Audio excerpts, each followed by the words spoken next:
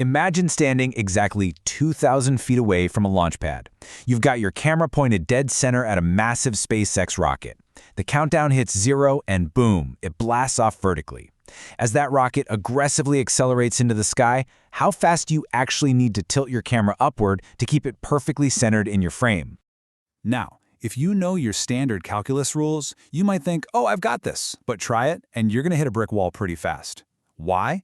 Because you're dealing with a camera angle that's an inverse tangent function of the rocket's constantly changing height.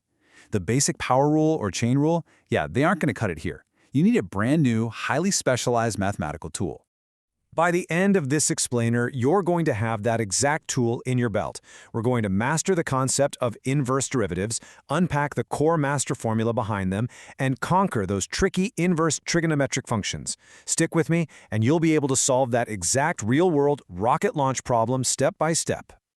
So, let's dive right into the core idea, which relies on a really cool concept, the mirror effect. Before we get bogged down in the heavy algebra, let's build an intuitive visual understanding. Think about a standard function, f of x, and its inverse. Visually, they are perfect mirror images of each other, right? They just reflect straight across the diagonal line y equals x. Now think about the slope of a tangent line, which is our derivative. For your original function, the slope is famously rise over run. But because the inverse function literally just swaps all the x and y values, the tangent line perfectly reflects too. The rise becomes the run, and the run becomes the rise. So the entire slope fraction simply flips upside down.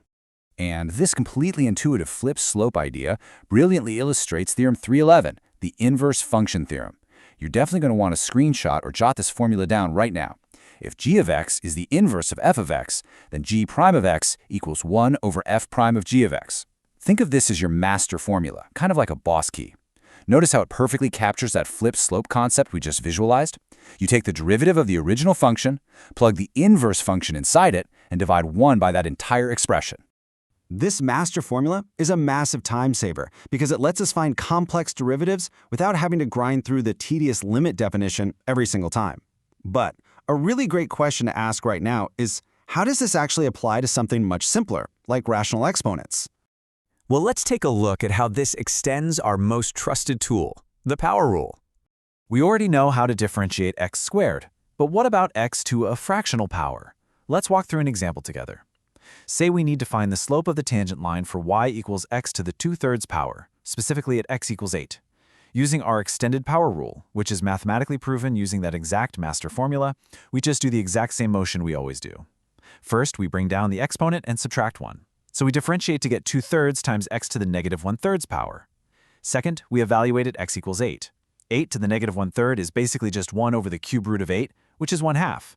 Multiply that 2/3 by 1/2, and it leaves us with exactly 1/3. See?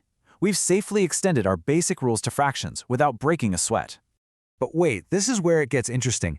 You might be sitting there thinking, okay, fractions are easy enough to handle, but what happens when we need to differentiate an inverse trigonometric function? Because those definitely don't have nice, neat algebraic formulas. You're completely right, and that brings us to what I like to call the boss level, inverse trig derivatives. Now, inverse trig derivatives are a notorious point of confusion for a lot of students. But don't let the complex notation intimidate you, because I'm going to show you a visual trick that completely unlocks this terrifying algebra. First, we set an angle, let's call it theta, equal to the inverse sine of x. This simply means that the sine of theta equals x, or x over 1. Second, we draw a basic right triangle.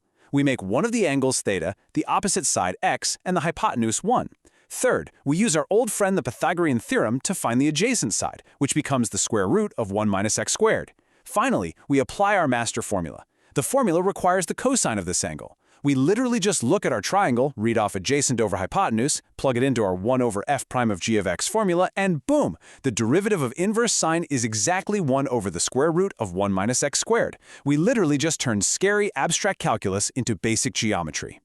And if we apply that exact same geometric reasoning across the board, we arrive at Theorem 313. This is your ultimate cheat sheet for inverse trig derivatives. Take a close look. Do you notice a really brilliant pattern here? The derivatives for the co-functions, so inverse cosine, inverse cotangent, and inverse cosecant, are perfectly identical to the regular counterparts, except they just have a negative numerator. So you don't actually need to memorize 6 random complicated formulas. Just memorize the first 3, and you get the other 3 for free just by tossing a negative sign on top. It's a massive shortcut. All right, we've got our boss-level formulas unlocked. Let's head back to the launch pad. It is time to finally solve that SpaceX rocket launch problem we talked about at the very beginning. Remember, our camera is 2,000 feet away, and the rocket's changing height is x. This means the angle of elevation, theta, is equal to the inverse tangent of x divided by 2,000. To find out exactly how fast you need to tilt your camera, you have to find the derivative of theta with respect to x. Step 1, we apply the inverse tangent rule from our fresh cheat sheet, which gives us 1 over the quantity 1 plus the inside squared.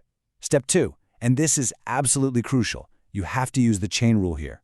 We multiply the whole thing by the derivative of the inside, which is just 1 over 2,000. Step 3, at the precise moment the camera and rocket are 5,000 feet apart, we plug in our distance variables, crunch the arithmetic, and you get your exact rate of change. We just used abstract calculus to solve a very real, very cool engineering challenge. Okay, let's take a breath. We have covered a lot of pretty dense material today. So what are the absolute must-remember rules you need to have firmly locked into your brain before your next exam? Let's do a quick rapid-fire summary of our key takeaways. Here are the 3 main pillars you need to walk away with today. First, the master formula. The derivative of an inverse function is 1 divided by f prime of g of x. Remember, it's all about that flipped slope. Second, the extended power rule. You can now confidently bring down and subtract from fractional exponents just like you do with whole numbers. And third, the right triangle trick for inverse trig functions. If you're sitting in a high-pressure test and totally blank on the formula for the derivative of inverse tangent, do not panic. Just draw a right triangle, use Pythagoras, and derive it yourself completely from scratch.